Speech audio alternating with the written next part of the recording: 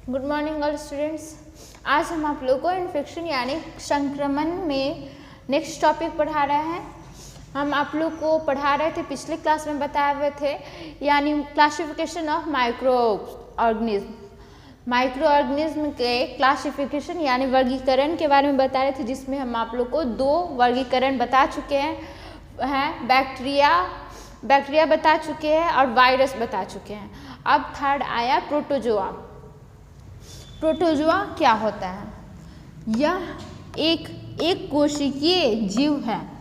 एक कोशिकीय यानी यूनिसेलर मतलब एक सेल से जो बना हुआ होता है उसको हम एक कोशिकीय जीव कहते हैं, जिनका आकार जीवाणु की तुलना में बड़ा होता है। प्रोटोजोआ का जो स्ट्रक्चर होता है वो जीवाणु यानी बैक्टीरिया जो सेल होता है, बैक्टीरिया का सेल, उसकी अपेक्षा में ये प्रोटोजोआ का जो सेल होता है वो बड़ा होता है। ठीक है, प्रोटोजोआ को निम्न वर्गों में बांटा गया है। ये जो प्रोटोजोआ को जो बांटा गया हुआ है वो उसके लोकोमोटरी ऑर्गन्स के आधार पर बांटा गया हुआ है। ठीक है, लोकोमोटरी ऑर्गन्स का मतलब होता है कि वो ऑर्गन्स जो उनके मतलब कि स्थान के मूवमेंट्स में हेल्प करता हो, फिर भोजन को प्राप्त करने में जो हेल्प करता है, तो उसके आधार पे इस लोकोमोटरी ऑर्गन्स के आधार पर इसको प्रोटोजोआ को बांटा गया है।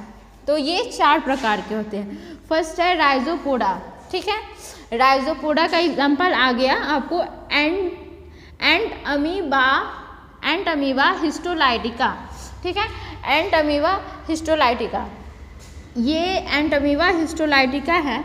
इसके कारण अमीबिएसिस होता है, अमीबिएसिस डिसेंट्री जो ये बीमारी है, ये होता है दूषित भोजन पानी ग्रहण करने से।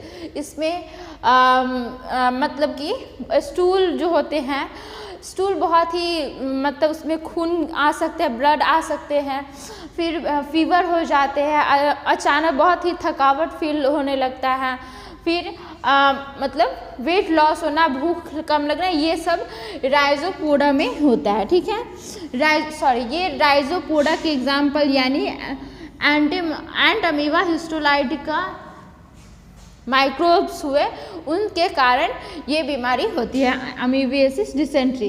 इसको शॉर्टकट में अमीबिएसिस भी कह सकते हैं। ठीक है, दूसरा है सीलिएट का लोकोमोटरी ऑर्गन, राइजोपोडा का लोकोमोटरी ऑर्गन हो गया राइजोपोडा ही। ठीक है, सीलिएट का लोकोमोटरी ऑर्गन होता है सीलिया। ठीक है, सीलिया जो कि पारामेशियम में पाया जाता है, और बेलेंटिडियम और पारामेशियम 2 माइक्रोब्स हैं, माइक्रो ऑर्गेनिज्म है। इन दोनों में सीलिया पाए जाते हैं, यानी उसको हम सीलिया पाया जाता है। उस तरह के माइक्रो ऑर्गेनिज्म को, प्रोटोजोअल माइक्रो ऑर्गेनिज्म को हम सीलिएट प्रोटोजोआ कहते हैं। फिर है थर्ड में फ्लैजिलेट्स। तो वैसे माइक्रोब्स जिसका लोकोमोटरी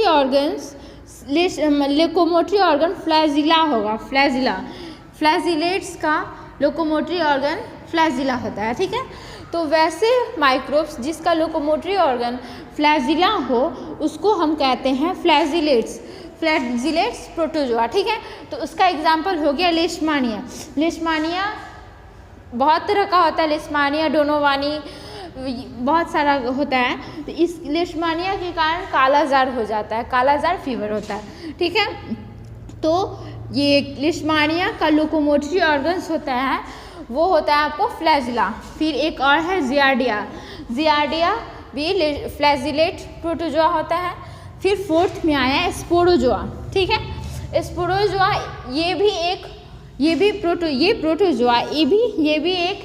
एक कोशिकीय जीव होता है, पर इन सभी से इसमें डिफरेंस ये है कि स्पोरोजोआ में जो फ्यूज़न होता है वो मल्टीपल फ्यूज़न यानी बहुगुणन होता है। इसका मतलब ये होता है कि एक बार में बहुत सारे सेल्स में जैसे कि ह्यूमन बींग्स होते हैं, ह्यूमन बींग्स एक बार में ज़्यादातर देखा जाए तो एक बार में एक ही बेबी को जन्म देते हैं।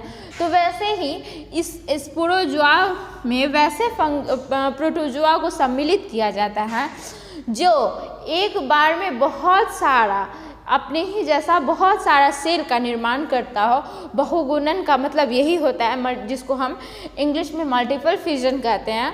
तो उसका मतलब ये होता है कि एक बार में बहुत सारा सेल का निर्माण करे, अपने जैसा सेल का निर्माण करता हो, उसको हम कहते हैं स्पोरोजोआ। ठीक है, उसका एग्जाम्पल हो गया प्लाज्मोडियम।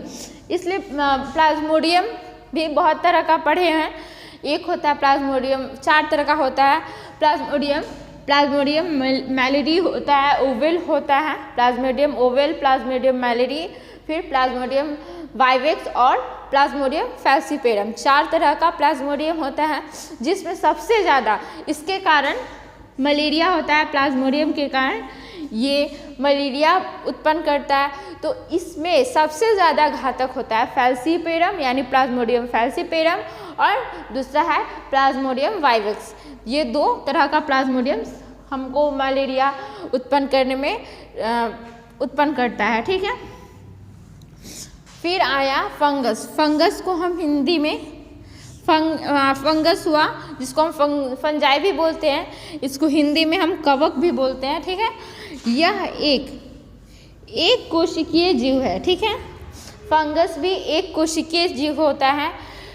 एक कोशिकीय यानी जो एक सेल से बना होता है। डिफरेंस ये है प्रोटोजोआ फंगस इन सब चीज़ों में, प्रोटोजोआ फंगस वायरस हुआ, इन सब चीज़ों में फंगस से ये डिफरेंस है कि ये फंगस में जो इसका संरचना होता है वो जीवाणु की यानी बैक्टीरिया की तुलना में, फिर प्रोटोजोआ की तुलना में, इन सभी की तुलना में इसका संरचना जो होता है वो थोड़ा जटिल होता है, थोड़ा कॉम्प्लेक्स होता है। ठीक है, इसकी क्यों कॉम्प्लेक्स होता है, तो इसमें न्यूक्लियस प्रेजेंट होते हैं और न्यूक्लियर मेम्ब्रेन भी प्रेजेंट होते हैं। इस कारण से फंगस का संरचना थोड़ा बैक्टीरिया, प्रोटोजोआ, वायरस इन सभी की तुलना में थोड़ा जटिल होता है। ठीक है, इसकी संरचना के आधार पर, फंगस की संरचना के आधार पर इसको 4 भाग में बांटा गया।